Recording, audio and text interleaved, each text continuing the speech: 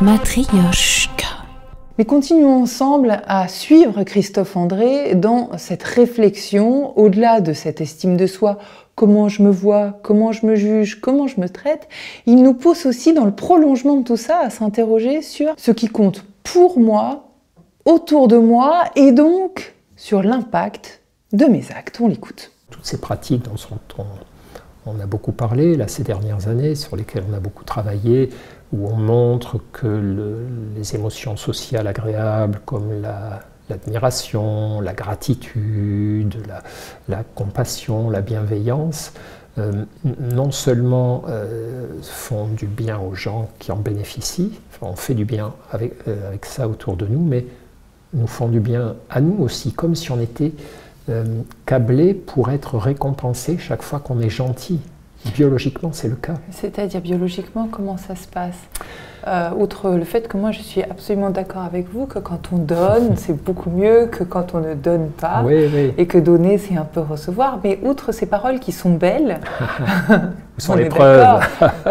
Oui, où sont les preuves? Ah, mais c'est important. Racontez-nous. C'est simple, c'est-à-dire, c'est un peu comme le sexe, finalement. Je comprends tout de suite. Est-ce que nous nous livrerions à des activités sexuelles sans récompense? Parce que, un rapport sexuel, c'est du boulot. Hein. Il faut trouver quelqu'un, le convaincre, il faut bouger son corps. C'est des efforts. Ces efforts ne nous pèsent pas. Pourquoi? Parce qu'ils sont récompensés par le plaisir. Ou alors ils assouvissent le besoin. Et il n'y a pas toujours le plaisir au bout. Quand il n'y a pas le plaisir, on a de moins en moins envie quand même de pratiquer ces efforts sexuels. Restons sur le pareil. Voilà. C'est pareil pour l'altruisme ou la bienveillance. Quand je suis altruiste avec un inconnu qui passe dans la rue, et c'est quelqu'un qui renverse toutes ses affaires sur le trottoir, je passe 10 minutes à l'aider, à tout ramasser, à le réconforter, etc. Et puis je m'en vais. Je n'ai fait que perdre du temps. Or, quand vous regardez toutes les études sur l'altruisme, les comportements altruistes rendent les gens plus heureux. Pourquoi? Parce que nous sommes une espèce qui a besoin de l'altruisme. Si les humains, cet animal social qu'est l'humain, n'avaient pas dans leur cerveau des petits logiciels à spontanéité altruiste, le mouvement spontané d'un humain, sauf si on lui a appris le contraire après, si on l'a endoctriné, mais le mouvement spontané d'un humain envers quelqu'un qui est dans le pétrin, c'est de l'aider. Et la récompense cérébrale, c'est que ça lui fait du bien d'aider. Donc ça, c'est un truc très important à comprendre, c'est-à-dire l'altruisme, la gentillesse, la douceur, la compassion. Non seulement c'est bien de le faire, mais faire le bien me fait du bien. Il y a un mot que je ne connaissais pas, qui est celui de bienveilleur. Qu'est-ce que c'est un bienveilleur dans ce monde de domination? Quelle est sa place? Qui est-il? Alors le bienveilleur ou la bienveilleuse, c'est quelqu'un qui est vigilant, qui est éveillé pour faire le bien autour de lui, sans aucune demande de reconnaissance. Quand il y a des bienveilleurs dans une équipe, au boulot, eh bien c'est les gens qui vont aider, qui vont consoler, sans négociation, sans attendre quoi que ce soit en retour, parce qu'ils considèrent que qu'on ne peut pas vivre sans ça. Et quand ces bienveilleurs s'en vont, changent de service, partent à la retraite, tout à coup quelque chose change, quelque chose d'une espèce de douceur invisible, de fluidifiant, disparaît. Et même si ce n'est pas de la violence qui surgit, il y a une espèce de surcroît de froideur, d'indifférence qui se met à manquer à tout le monde. Il y a un autre élément dont vous parlez dans votre livre qui m'intéresse aussi, c'est cet acronyme MQM, meilleur que la moyenne. Ouais. Qu'est-ce que ça dit, ça, ce côté meilleur que la moyenne? L'effet meilleur que la moyenne, il est très très bien connu dans des chercheurs en matière d'estime de soi.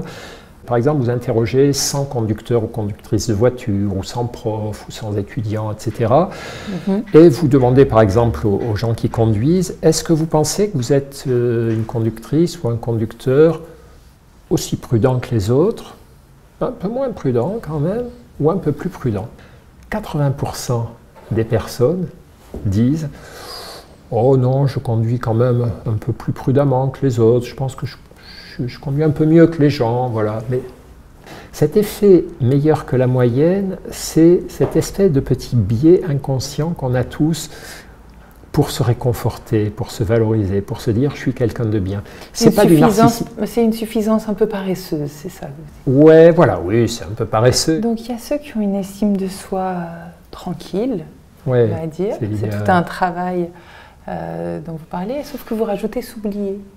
Quand on observe les personnes qui ont une bonne estime d'elles-mêmes, c'est-à-dire, une fois de plus, pas les narcissiques et leur complexe de supériorité, mais les gens qui ont un bon rapport à eux-mêmes, qui sont capables de vous parler de leurs qualités sans se hausser du col, de leurs défauts sans s'inférioriser, qui sont capables, quand ils ont échoué, de se réconforter tout en se disant ensuite, bon maintenant mets-toi au boulot, enfin voilà, quand ils réussissent de se dire, bon ben, tant mieux, c'est-à-dire, plus votre estime de soi fonctionne bien, plus elle vous fout la paix et elle vous permet de vous tourner vers l'extérieur parce que vous êtes sécurisé par rapport à vous-même. Vous n'êtes pas sans arrêt en train de vous demander ce que vous valez, comment vous apparaissez, ce que les autres pensent de vous. Ça, c'est épuisant. Plus l'estime de soi est bruyante, plus ça veut dire que le boulot est encore à conduire. Et donc, d'où le côté s'oublier. Hein. C'est ce que les bouddhistes appellent l'ego tranquille. Hein. Il y a eu tout un tas de travaux à un moment donné, grâce à la méditation justement et aux apports de la psychologie bouddhiste, sur le quiet ego, c'est-à-dire l'ego tranquille. Bernanos, il disait il est plus facile que l'on croit de se mépriser. La grâce est de s'oublier. Et ça, je trouve ça génial. La grâce, la vraie grâce, c'est de s'oublier.